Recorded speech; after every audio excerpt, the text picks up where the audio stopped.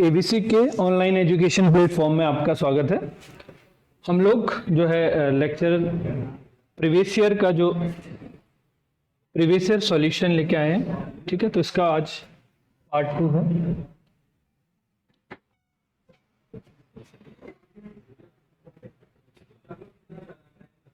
Question है, if microwave, X-ray and infrared rays, gamma rays, ultraviolet rays and radio wave and visible ray part of electromagnetic spectrum, next का है are denoted by M, X, I, G, U, R and V respectively. Which of the following represent arrangement of the ascending order? ठीक है, ascending order में आपको बताना है कि कौन सा ऑप्शन ठीक होगा अकॉर्डिंग टू किसके दियर वेवलेंथ, उसकी तरंग दैर्ध्य के अनुसार। क्या कहा कि जैसे अगर मैं आप लोगों को बताऊं कि जो स्पेक्ट्रम है इलेक्ट्रोमैग्नेटिक स्पेक्ट्रम, जैसे आप लोगों ने देखा होगा कि अगर प्रिज्म से कोई प्रिज्म है, मान लीजिए अगर यहां से लाइट क्या कराया जाता है, इंसिडेंट कराया जाता है। अब ये क्या हो जाता है, जब लाइट निकलेगा यहां से तो 7 कलर में स्प्लिट हो जाता है, विवजॉर जिसको बोला आपने, विजिबल रे, ठीक है। तो ये क्या हो गया, 7 अलग अलग इलेक्ट्रोमैग्नेटिक वेव है। ये कलर क्या दिखाता है, इलेक्ट्रोमैग्नेटिक वेव है, अलग अलग इलेक्ट्रोमैग्नेटिक वेव है। कैसे डिफरेंशिएट हो रही है, वेवलेंथ के। आप जानते हैं ये रेड होता है या इधर क्या वायलेट होता है, विवजॉर करके। तो सबसे कम वेवलेंथ, फिर दूसरे वेवलेंथ के आधार पर इनको हम क्या करते हैं, क्लासिफाई करते हैं, ठीक है। तो अब कह रहे हैं कि कोई एक इलेक्ट्रोमैग्नेटिक स्पेक्ट्रम है, ठीक है, इलेक्ट्रोमैग्नेटिक स्पेक्ट्रम है। तो उसमें आपके पास देखिए ये विजिबल लाइट के अलावा और भी लाइट आती है, ठीक है।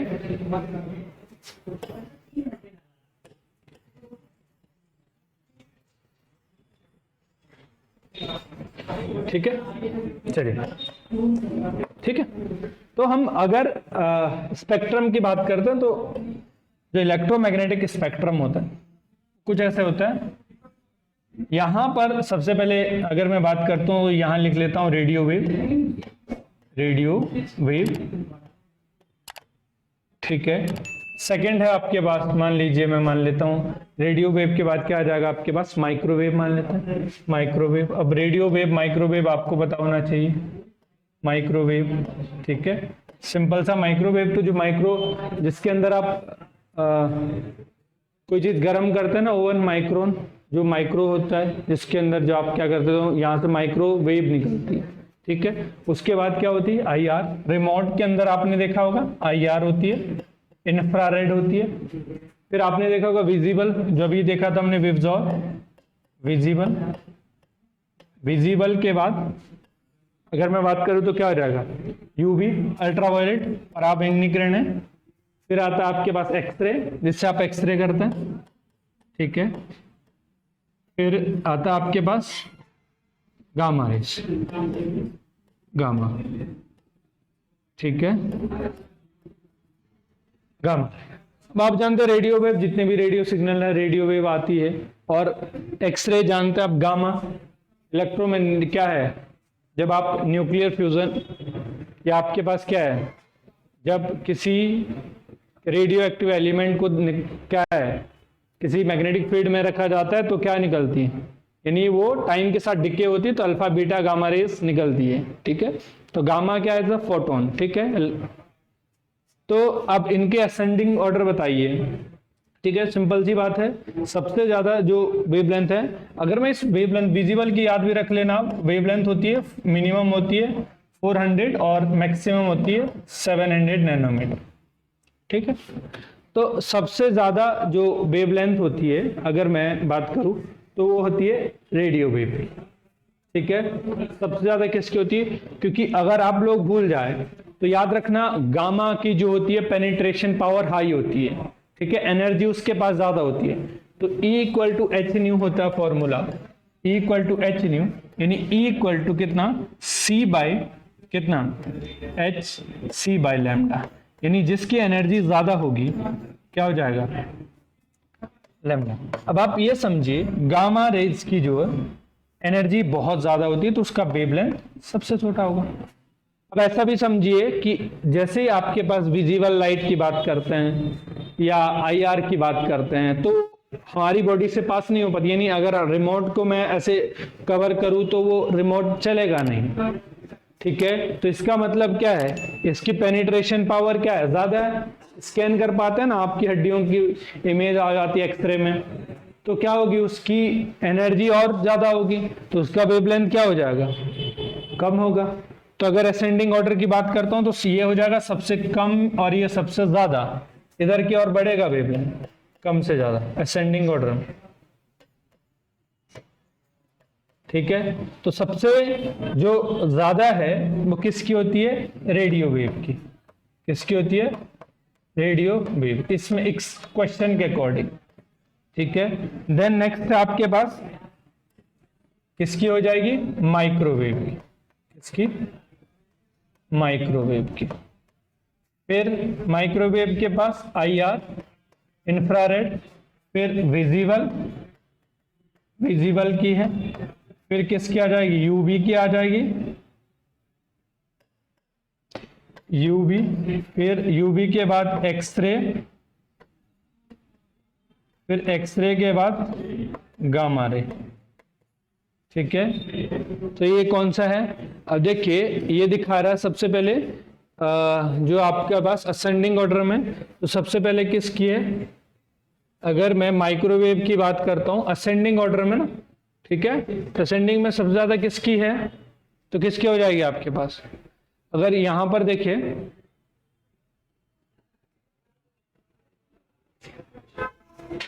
कितना हो जाएगा, कौन सा ऑप्शन क्लियर हो जाएगा आपके पास, तो सबसे कम किसकी होती है, गामा रेज की, फिर एक्सरे की, फिर यूवी की, फिर विजिबल की, फिर अच्छा यहाँ कॉमा होना चाहिए था एक, ठीक, ये C option is the correct.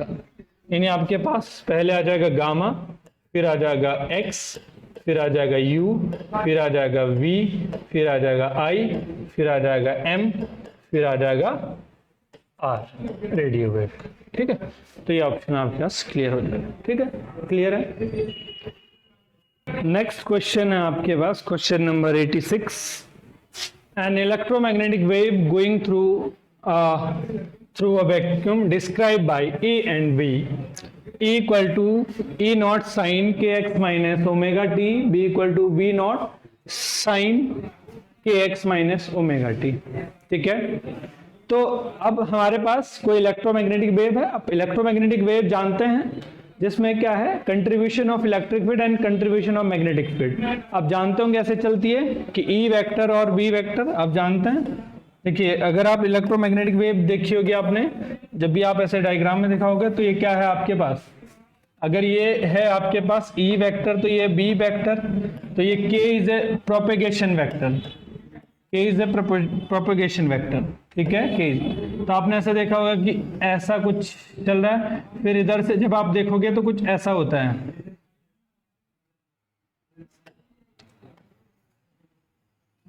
ठीक है। मैं इसको ड्रॉ कर दे रहा हूं, ऐसा आपने इलेक्ट्रोमैग्नेटिक वेव देखा होगा, ई वेक्टर और बी वेक्टर, और ये प्रोपेगेशन हो रहा है, ठीक है। ये तीनों म्यूचुअली परपेंडिकुलर होते हैं, बी परपेंडिकुलर टू के, तीनों एक दूसरे के म्यूचुअली परपेंडिकुलर होते हैं, ठीक है। आपसे पूछा है कि कौन सा रिलेशन करेक्ट होगा, ठीक है, के इज द वेव वेक्टर, ठीक है, एंगुलर वेलोसिटी होगा, तो E naught K equal to B naught omega आएगा, या E naught B naught equal to omega K है, या E naught omega equal to B naught K, या नन ऑफ दीज, ठीक है।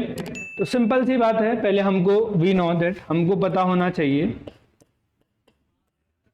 ठीक है, कि आपको हमेशा E बाई V का जो रेशियो है इसको बोलते हैं C, ठीक है। जब हमने आपको इलेक्ट्रोमैग्नेटिक वेव पढ़ाया होगा तो उसमें हमने आपको बताया होगा ये शॉर्टकट है, जब भी आपको E दिया हो B निकालना हो, या फिर आपके पास E दे रखा है डाइलेक्ट्रिक कांस्टेंट निकालना हो, या वेलोसिटी निकालनी हो, ठीक है, तो और या फिर E दे रखा हो B निकालना हो, B दे रखा हो E निकालना हो, ठीक है। तो आपके लिए एक शॉर्टकट फॉर्मूला यूज होता है, हालांकि इसका एक और प्रॉपर मेथड भी है जो कि लेंथी है, आप लोगों के पास बहुत कम टाइम है तो आपको कुछ फॉर्मूले आपको याद होने चाहिए। तो ई बाई वी का रेशियो कितना होता है, हमेशा सी होता है। अब आप लोगों को कल मैंने इससे पहले क्लासेस में आपको ये भी बताया था कि C इक्वल टू कितना होता है, lambda new. Is a lambda is a wavelength, ये है वेवलेंथ और ये क्या, फ्रीक्वेंसी, ये मैंने आपको बताया। तो एक चीज जानिए आप लोग, अगर मैं k इक्वल टू कितना होता है, k जानता 2 pi by lambda wave vector. दूसरा, अब इसको मैं ओमेगा इक्वल टू कितना होता है, 2 पाई, कितना होता है 2 पाई न्यू होता है फ्रीक्वेंसी, या फिर 2 pi by C by lambda बोल सकते हैं हम। कितना होता है, omega equal to 2 pi nu frequency, यही तो होता है। न्यू इक्वल टू कितना होता है,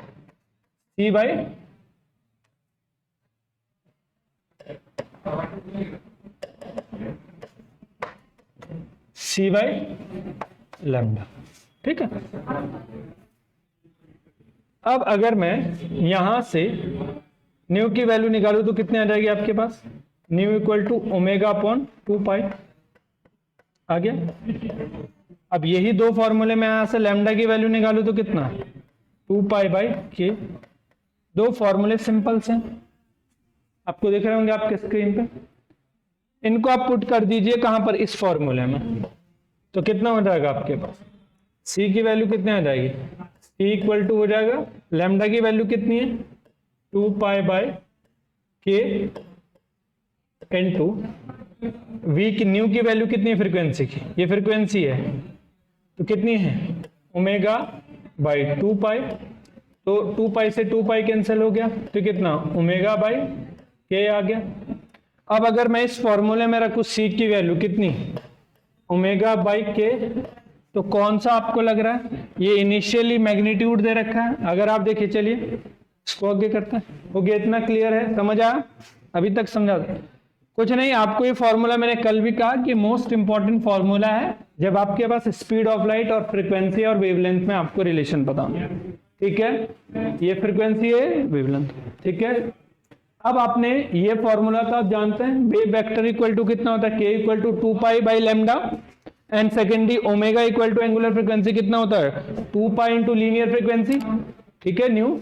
अब न्यू की वैल्यू यहां से ओमेगा अपॉन 2 पाई आता है, यहां से हमने लैम्डा की वैल्यू निकाली और इस फॉर्मूले में पुट कर दी।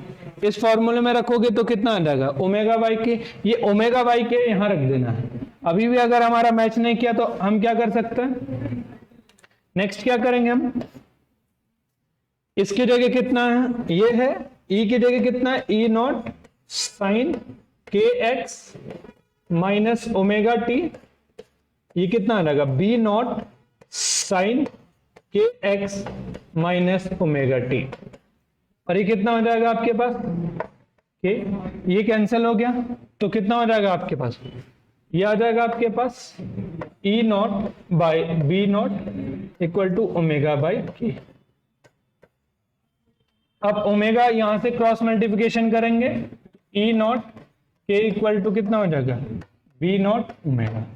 कौन सा ऑप्शन हो जाएगा, ए option is a correct answer, ठीक है। बी के साथ ओमेगा है, ए ऑप्शन करेक्ट हो जाएगा आपके पास, ठीक है, क्लियर है इतना, ठीक है। चलिए नेक्स्ट करते हैं। कल भी हमने मैक्सवेल इक्वेशन लिखी थी, पर ये कह रहे हैं कि Maxwell equation del cross H, जो आपके पास मैक्सवेल इक्वेशन है del cross H equal to J plus del D in displacement vector del by del, ये किस पर बेस्ड है। तो जब हमने प्रूफ कराया होगा या फिर जब हमने मैक्सवेल इक्वेशन लिखवाया होगा तो आपको जरूर बोला होगा, कौन सा, मैक्सवेल की 4 इक्वेशन बताई होगी। पहली क्या है, del cross E equal to कितना रो अपॉन एप्सिलॉन, हमने कहा होगा ये गॉस लॉ है, क्या है ये? गॉस लॉ इन इलेक्ट्रोस्टेट। कहां पर है? इलेक्ट्रो। दूसरा डेल क्रॉस बी, ये कितना? 0। तो ये क्या है? Gauss law in मैग्नेटोस्टेट।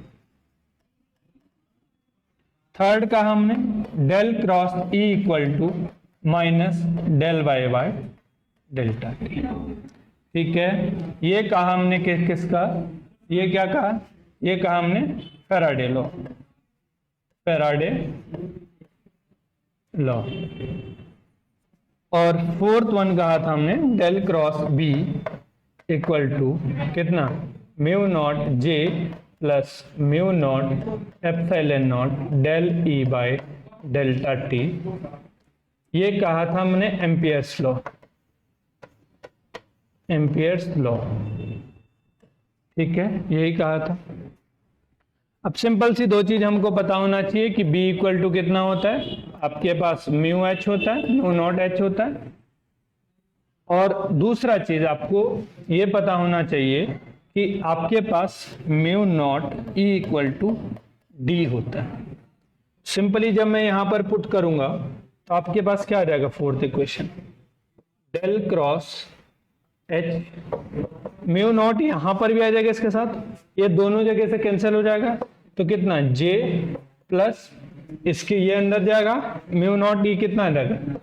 Del D by delta. ये डिस्प्लेसमेंट वेक्टर होता है। क्या होता है? Displacement vector. क्या होता है? Displacement vector. तो ये किस पर आधारित है? कौन सा है? Ampere's law. A option is correct. A option आपके पास क्या हो जाएगा? करेक्ट हो जाएगा। ठीक है, पर क्वेश्चन हमारे पास ये है कि ये आया कैसे। ठीक है, थोड़ा सा दिखा देता हूं कि आया कैसे। अगर आप सब लोग एम्पियर्स लॉ जानते हैं, ठीक है, अगर आप लोगों ने सबने एम्पियर्स लॉ तो सबने पढ़ा होगा। ठीक है, एम्पियर्स लॉ सबने पढ़ा, एम्पियर्स लॉ। ठीक है, एम्पियर्स लॉ। तो एम्पियर्स लॉ जो है वैलिड ओनली मैग्नेटोस्टेट। आप लिख सकते हैं कि ये सिर्फ मैग्नेटोस्टेट में वैलिड होता है। वैलिड ओनली मैग्नेटोस्टेट, मैग्नेटोस्टेट केवल और केवल मैग्नेटोस्टेट में होता है। जैसे आप बोलते हो कि कूलॉम्स लॉ जो आपके पास होता है, कूलॉम्स, ठीक है, जैसे आपके पास क्या होता है? कूलॉम्स लॉ होता है। यहां पर मैग्नेट, ये इलेक्ट्रोस्टेट में होता है। जब हमने बताया भी होगा आपको, ये बायोट सेवर्ट लॉ। ठीक है, अगर मैं किसकी बात करता हूं? मैग्नेटोस्टेट की बात करता हूं, तो इसके इक्विवेलेंट ऐसे ही होता है, बायोट सेवर्ट लॉ। जब आप लोगों के पास मैंने क्लास में बताया भी होगा कि इलेक्ट्रोस्टेट के सारे रिजल्ट कन्वर्ट हो जाते हैं किसमें? मैग्नेटोस्टेट। तो जैसे इलेक्ट्रोस्टेट में आपने क्या पढ़ा? आपने पढ़ा कूलॉम्स लॉ। तो यहाँ पे क्या पढ़ते हैं? Bio Savart law. जैसे यहाँ पर आपने इलेक्ट्रोस्टेट में पढ़ा गॉस लॉ, तो यहाँ पर क्या पढ़ते हो आप? क्या पढ़ते हो? Ampere's law. ठीक है, एम्पियर्स लॉ। अब एम्पियर्स लॉ का स्टेटमेंट देखोगे आप तो ऐसा लिखा आता है, आप सब लोगों को ये पता है, close integral B dot D L equal to कितना होता था? Mu naught I. करंट ये इनक्लोज वाला करंट होता है। ठीक है, अब आप वही तो करते हैं। कैसे करते हैं? मान लीजिए ये एक वायर है, ठीक है, इस वायर से आर पॉइंट पर पी पॉइंट, सॉरी, ठीक है, या सीधी एक लाइन मान लो, सिंपल सी बात है, बायो सेवर्ट आ जाए। ये सिंपल सी वायर है, इनफाइनाइट वायर है, कोई करंट आई फ्लो हो रहा है, इससे आर पॉइंट पर आपने क्या करना है? मैग्नेटिक फील्ड निकालना है। तो सिंपली आप क्या कर देते हो? क्लोज कर देते हो। क्लोज, ऐसा क्लोज लूप बना दोगे, कितना करंट इनक्लोज हो रहा है। ठीक है, तो ये इनक्लोज करंट हो गया। कितना इनक्लोज करंट है? Mu not be dot D L. ठीक है, लाइन इंटीग्रल। ठीक है, अगर मैं इसमें स्टोक्स यूज करूं, by using Stokes law, by using Stokes theorem, Stokes theorem. तो स्टोक्स थ्योरम क्या करती है, लाइन इंटीग्रल को सरफेस इंटीग्रल में बदल देती है। किस में बदल देगी इसको, सरफेस इंटीग्रल में बदल देगी। ठीक है, इसको integral form of Ampere's law भी बोलते हैं। क्या बोलते हैं, ये क्या है, integral form of Ampere's law, sir Ampere's law. ठीक है, जैसे हमने गॉस लॉ की इंटीग्रल डिफरेंशियल फॉर्म पढ़ी होगी, वैसे यहां पर भी एम्पियर्स लॉ की इंटीग्रल फॉर्म है। डिफरेंशियल फॉर्म भी देखेंगे हम। तो यूजिंग, अगर हम स्टोक्स थ्योरम का यूज करेंगे तो लाइन इंटीग्रल किस में बदल जाएगा, सरफेस में बदल जाएगा। अब सरफेस क्या होगा, del cross B dot DS, ये सरफेस में बदल गया। ठीक है, अब देखिए अगर ये सरफेस में बदल गया तो ये कितना रहा, ये भी तो सरफेस में बदल जाएगा, नहीं बदलेगा, बिल्कुल बदलेगा ये भी। ये आई क्या हो जाएगा, आप वहां पर मैंने बताया होगा कि क्या होता है, जे इक्वल टू क्या होता है, I upon delta S perpendicular area, यानी ऐसा कुछ बताया होगा। यहां से कितना फील्ड लाइंस पास हुई, यानी कितना करंट हुआ, यानी करंट पर इस परपेंडिकुलर क्रॉस सेक्शनल एरिया कितना होगा। ठीक है, तो यहां पर क्या हो जाएगा, अगर मैं यहां से आई निकालू तो integration of J dot DS, दोनों को इधर लाइए तो कितना हो जाएगा आपके पास, कितना हो जाएगा,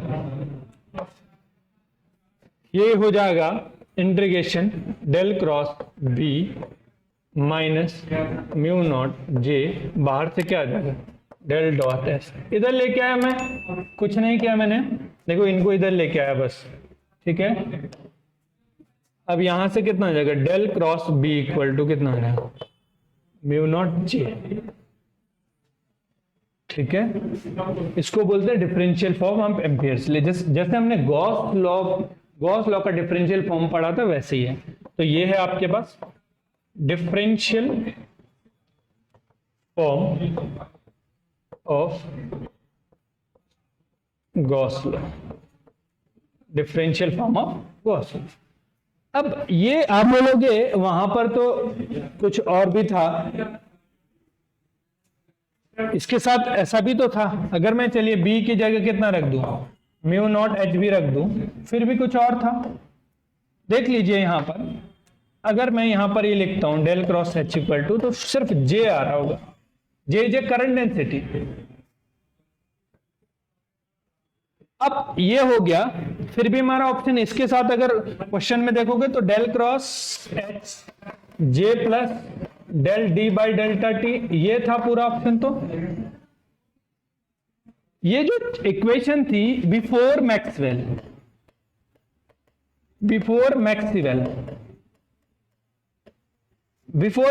के अकॉर्डिंग क्या है, बाकी सब सेम था, del cross E rho upon epsilon naught. Second equation थी del dot B equal to 0, and third थी आपके पास del cross E equal to minus del B by del T, और ये सेम था। यही तो मैक्सवेल ने मॉडिफाई किया था, कितना, म्यू नॉट जे, ये थी previous before Maxwell. After Maxwell ने इसको ही मॉडिफाई किया, आफ्टर मैक्सवेल सिर्फ फोर्थ वाली में मॉडिफिकेशन हुआ, del cross B equal to mu naught J plus mu naught कितना, del D by delta T. ये मॉडिफिकेशन आया था उन्होंने जब हमने आपको क्लास में बताया था। तो ये आफ्टर मैक्सवेल है। इन्होंने जो ऑप्शन पूछा है बिफोर मैक्सवेल, ये जो आई है बिफोर मैक्सवेल थी, यहां से तो मैक्सवेल आया। ये तीन इक्वेशन इन्होंने क्या किया, जितना पूरा इलेक्ट्रो और मैग्नेटो में जितनी इक्वेशन थी उनको कलेक्ट किया। ठीक है, इन्होंने जब LHS को RHS प्रूफ करना चाहा तो यहां पर गड़बड़ हो गई, इसीलिए इन्होंने मॉडिफिकेशन दिया, इसे बोलते हैं आफ्टर मॉडिफिकेशन। और इसी चीज को लिखा जाता है del cross H equal to कितना लिखा जाता है, J plus del D by delta T ये लिखा जाता है। तो ये आफ्टर मैक्सवेल है, ये बिफोर मैक्सवेल थी। ये जो इक्वेशन है, अगर आपसे पूछा जाए एम्पियर्स लॉ की डिफरेंशियल फॉर्म तो कितनी हो जाएगी, del cross H equal to J. ठीक है, सारा कंसेप्ट आई थिंक क्लियर है।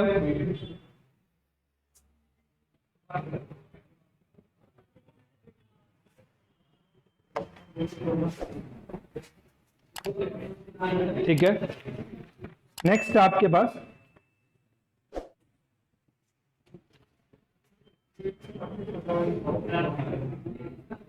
एंड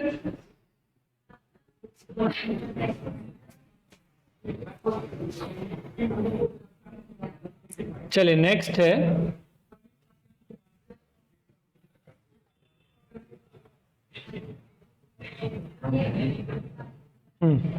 ठीक है, नेक्स्ट क्वेश्चन है आपके पास कि an artificial satellite is revolving around the earth at height H ऊंचाई पर रिवॉल्व कर रही कोई सैटेलाइट, आर्टिफिशियल सैटेलाइट। ठीक, कृत्रिम उपग्रह कोई क्या है, पृथ्वी सतह से एच हाइट पर रिवॉल्व कर रहा है।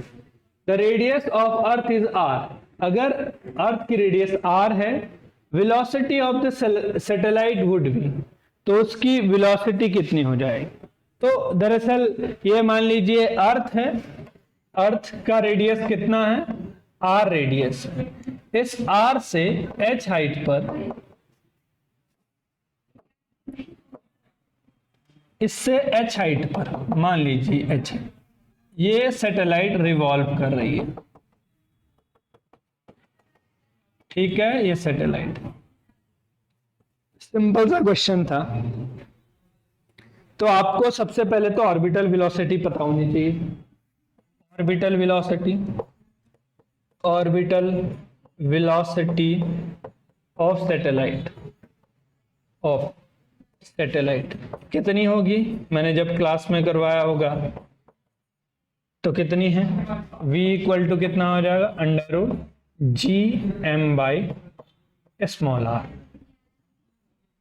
यही कहा था मैंने। इसके साथ साथ आप लोग एक और चीज रखिए, एस्केप वेलोसिटी भी याद रखिए। ये है ऑर्बिटल। ठीक है, जब मैं पढ़ाता था तब मैं बार बार बोलता था इसको क्या आएगा। और एक आता है एस्केप वेलोसिटी। एस्केप वेलोसिटी को बोलते हैं फ्लाइन वेग। क्या बोलते हैं, फ्लाइन वेग। तो ये कितना हो जाता था, 2gm बाई स्मॉल आर, यही आता था। इन दोनों में रिलेशन भी आता था कि क्या रिलेशन है। तो आपके पास जनरली क्या हो जाता था, अगर √2 कितना हो जाएगा, v एस्केप कितना हो जाएगा आपके पास, √2 v ऑर्बिटल।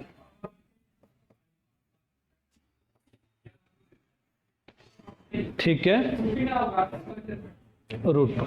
तो एक तो इसको भी ध्यान रखोगे आप, ये इंपॉर्टेंट है आगे के एग्जाम के लिए। चलिए हम इस क्वेश्चन को सॉल्व करते हैं। तो जब हमारे पास ऑर्बिटल वेलोसिटी गिवन है कि ऑर्बिटल वेलोसिटी कितनी है, √gm by small R. R तो आपको पता चल गया कितना, अर्थ से ऊपर कितना है, ये अर्थ की रेडियस आर है और इससे कितनी हाइट पर है, एच हाइट पर है। तो कितनी हो जाएगी, आर कितना हो जाएगा, आर प्लस एच हो जाएगा। ये तो आपको पता चल। फिर भी अगर मैं यहां पर इसको पुट कर देता हूं तो फिर भी मेरा आंसर नहीं आ रहा है, कोई मैच भी नहीं कर रहा है, मैच भी नहीं कर रहा है। तो क्या कर सकता हूं मैं, अगर यहां पर देखिए, ठीक है, क्या कर सकता हूं मैं यहां पर,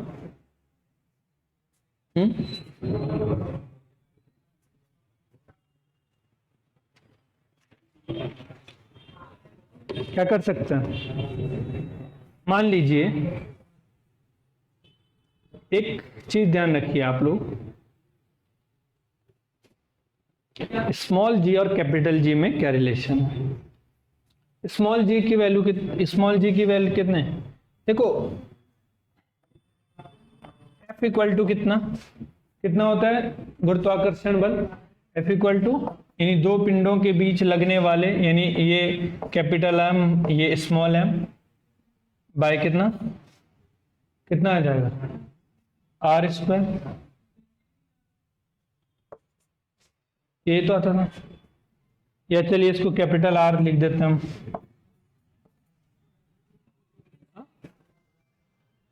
बस एक यूनिवर्सल कांस्टेंट आता था जी, ये था ग्रेविटेशनल फोर्स।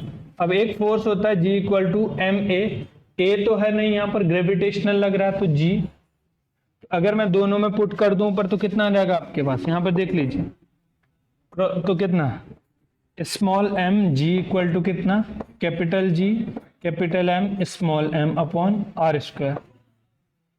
ठीक है, तो स्मॉल एम से स्मॉल एम कैंसिल हो गया, तो G M G R square equal to G M, ये आ गया। अगर मैं इस चीज को यहां पर रख दूं ऊपर वाले में जी एम के जगह, तो कितना आ जाएगा, वी नॉट इक्वल टू कितना, अंडर रूट कितना, कैपिटल जी सॉरी कितना आ जाएगा, अंडर रूट, इसकी जगह कितना आ जाएगा, यहां से देख लीजिए जी आर स्क्वायर बाय कितना, यहां पर इसके जगह देखो इक्वेशन 1 में रख देते हैं। चलिए इसको इक्वेशन 1 मान लो, ठीक है। अब इक्वेशन 1 मान लिया, तो अगर मैं इस चीज को यहां पर पुट कर दूं तो कितना आ जाएगा आपके पास, V naught equal to under root कितना, जी आर स्क्वायर बाय नीचे कितना, आर प्लस एच। अब अगर मैं बाहर लेके आ जाऊं, क्योंकि आर स्क्वायर है तो R equal to under root अंदर कितना, जी आर प्लस एच। ये क्या हो जाएगा आपके पास, करेक्ट आंसर हो जाएगा। ठीक है, ये रूट है, ये क्या हो जाएगा आपके पास, करेक्ट आंसर है। ठीक है, कुछ नहीं किया हमने, आप लोग सारे मैकेनिज्म समझ गए होंगे। ठीक है, कुछ नहीं किया, ये आर है, ये रेडियस है, एच हाइट पर है। तो सिंपली जब आपका आंसर तो ये होना चाहिए था, लेकिन कुछ आर की फॉर्म में दिया है, इसलिए हमने थोड़ा मॉडिफाई करने की कोशिश की कि क्या है ये देखिए, ये तो ग्रेविटेशनल फोर्स है, तो मान लीजिए ए है, अगर हम ये इक्वेशन बी है, तो अगर दोनों से क्या है, ए और बी से, ए एंड बी से क्या कर लेंगे, एफ की वैल्यू पुट कर दी मैंने एक जगह, तो ये आ जाएगा जी एम की वैल्यू। अगर इस जे एम की वैल्यू मैं यहाँ पुट कर दूं तो कितना आ जाएगा, जी आर स्क्वायर, आर प्लस कितना हो जाएगा आपके पास, आर प्लस एच हो जाएगा। ये तो रेडियस ऑलरेडी आर स्क्वायर है तो आर बाहर ले लिया। अब देख लेते हैं कौन सा ऑप्शन हमारे लिए मैच कर रहा है। तो ऐसा कोई ऑप्शन है जो कि क्या है आपके पास, वी नॉट इक्वल टू कितना, R under root G by G by R plus H. ठीक है, तो कौन सा हो जाएगा, ऐसा कोई ऑप्शन है, तो यहां कोई मैच नहीं कर रहा, ये आपका करेक्ट आंसर हो जाएगा। ठीक है, तो ये भी इस बेस पे भी क्वेश्चन देखेंगे आपको भी। चलिए, ये तो ऑल टाइम फेवरेट क्वेश्चन है, लगभग आसान क्वेश्चन है, बस आपको अगर इसका बेसिक पता तो आंसर लगा दोगे एकदम से।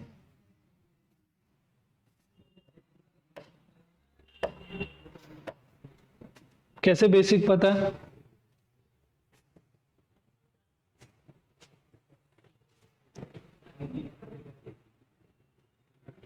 बेसिक की बात कर लेते थोड़ी सी। क्या कहा कि एक 10 न्यूटन का फोर्स किसी पार्टिकल पे वर्टिकल डायरेक्शन में लगाया।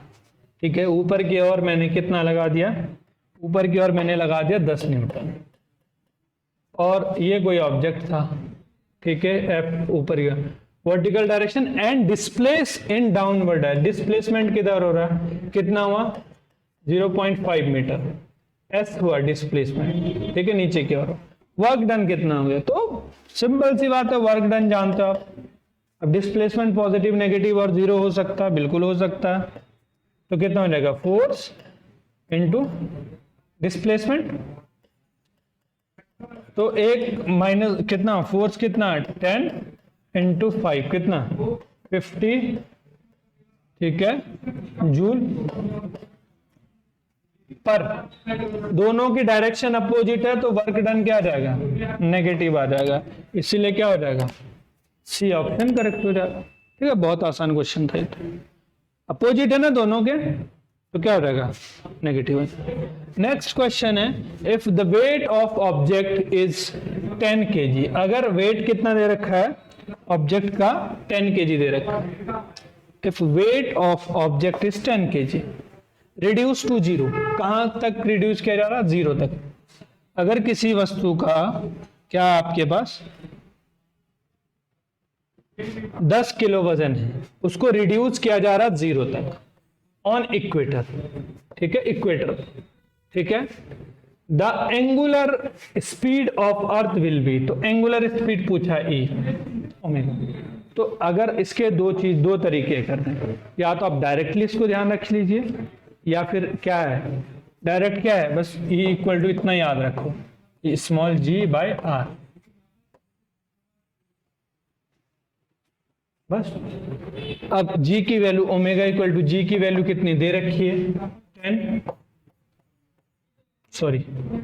10, r कितना है 64 kilometre, 64 kilometre 10 to the power 3।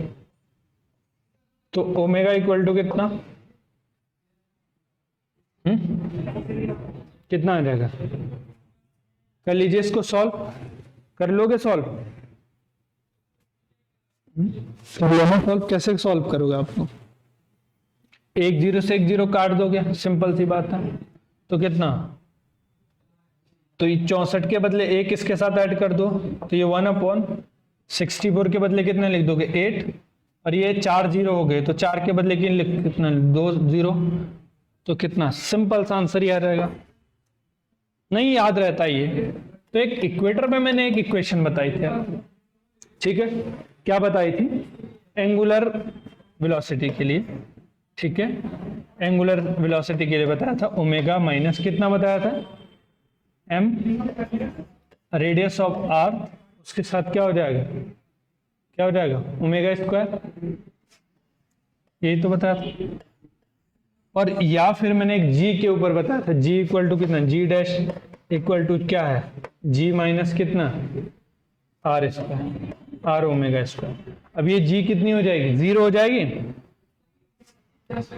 जी 0 क्यों हो जाएगी, 0 वेट एज इक्वेटर पर, वेट 0 है,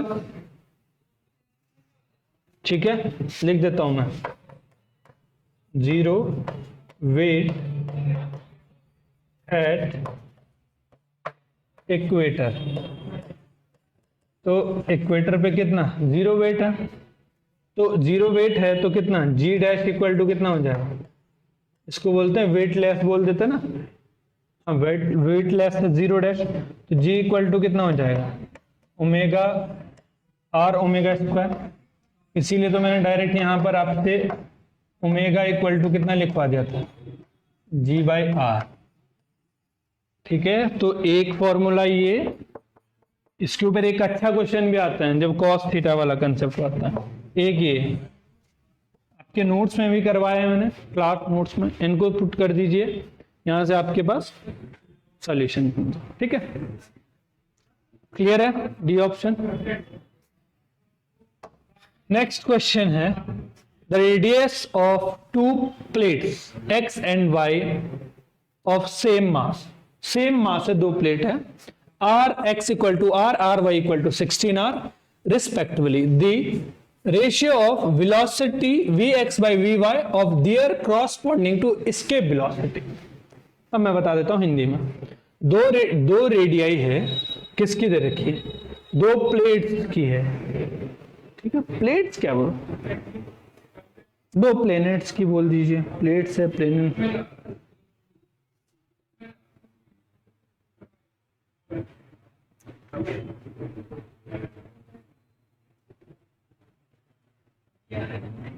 प्लेनेट्स की, ठीक है, प्लेट्स है प्लेनेट्स है, सॉरी, ठीक है, तो करेक्ट है, ठीक है। 2 प्लेनेट्स क्या है एक्स वाई है, उनकी क्या मास सेम है, बस रेडियाई दे रखा आर एक्स का दे रखा आर, और आर वाई का दे रखा आपके पास 16r, बस। वो लगा कि स्केप वेलोसिटी, तो स्केप वेलोसिटी के लिए मैंने अभी लिखवाया था आपके पास, स्केप वेलोसिटी कितना आ जाएगा आपके पास √2gm बाई आर, ये आ जाएगा स्केप वेलोसिटी, ठीक है, इसके वेलोसिटी क्या आ जाएगी आपके पास ये, ठीक है, या मैंने आपको लग रहा होगा स्मॉल आर लिखवा है तो स्मॉल आर लिख दो, ठीक है, इसके वेलोसिटी। चलिए कुछ नहीं, अब देखो वी एक्स की जगह कितना, वी वाई, दोनों को डिवाइड कर रहा हूं मैं, वी एक्स की जगह कितना 2gm। अब देखो यहां पे कितना r कितना दे रखा, R X equal to R है, और यहां पर कितना 2gm बाई 16r, ठीक है, इसकी जगह रखते गए। अब ये तो दोनों कैंसिल हो गए ऊपर, तो यहां पे कितना रहेगा root of 16r by are, ये तो हो गया, ये ऊपर चले गया, r से r कैंसिल, तो 16 का कितना हो जाएगा रूट कितना हो जाएगा 4/1, तो कितना 4:1 इज अ करेक्ट। कोई ऐसा ऑप्शन है, option B is a correct है।